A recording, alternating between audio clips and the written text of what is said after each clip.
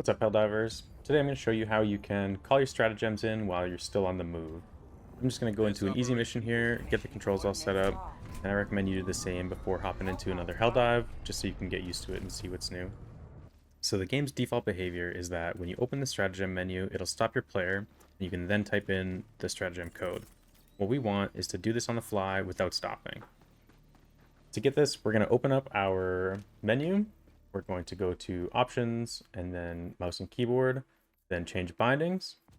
You'll see that move forward, back, left, and right are set to WASD. And by default, if we scroll down to the stratagem section, you'll see that up, down, left, right is also set to WASD. We're just going to change these to the arrow keys on the keyboard.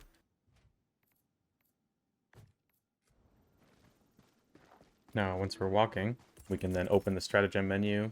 We can use the arrow keys with our other hand, and because it's not using WASD for the stratagem menu, as well as for walking, our character will continue to walk. We can call in all the stratagems we like while still moving. This will help you not get surrounded so easily.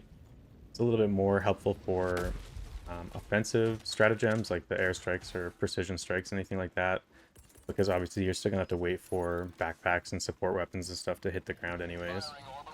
But you can see here, if you're on the run, you see a bug nest, you can continue running, get your stratagem out, throw it in, and continue on your way. One thing to keep in mind when you change your stratagem keybinds is that it'll also affect the way you interact with terminals and other objects like these barrels here.